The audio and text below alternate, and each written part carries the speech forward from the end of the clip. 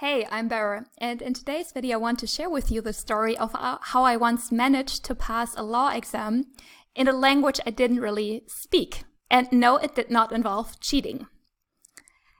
So I will first tell the story and then see if there are perhaps some takeaways for life in general. How this came to be that I ended up studying law in a language I didn't really understand has to do with a certain program that a lot of Europeans enjoy. And it's called Erasmus, and it basically allows European students to spend a year at other universities in Europe. And I chose a university in Spain.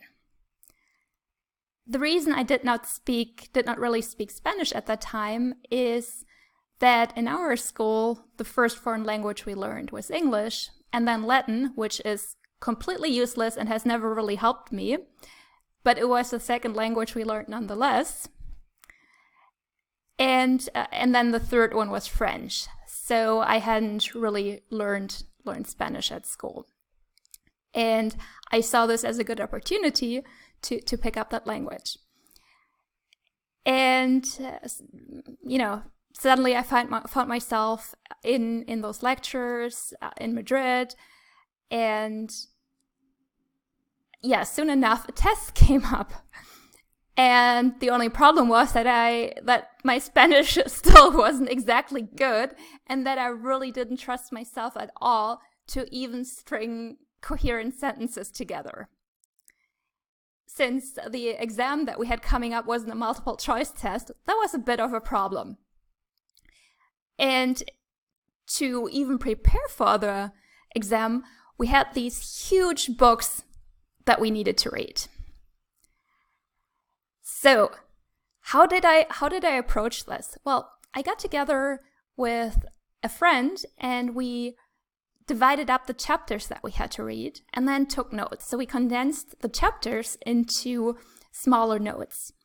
And then for each of the chapters, and I think there were like 3 main chapters, I decided to cobble together 10 sentences that somehow had to do with the subject of that chapter and learn those sentences by heart. So altogether, at the end, I had 30 sentences in Spanish that I knew by heart.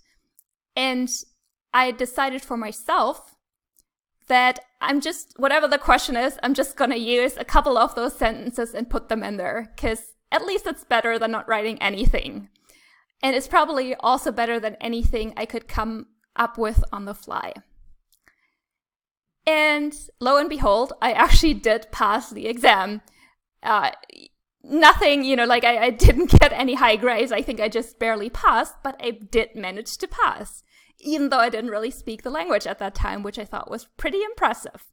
So I was kind of proud of myself. So that's a pretty unusual story. How can we apply that to life in general? So I think there are a couple of things that stand out to the solution I ended up choosing. One was that I actually partnered with other people and I got their help, so I didn't have to do it all by myself. So one aspect is getting help. Another one was that I actually spent quite a lot of time preparing. I didn't just wing it. I had a strategy that played to the level where I was at. And the level was, my Spanish is atrocious, so I need all the help I can get. And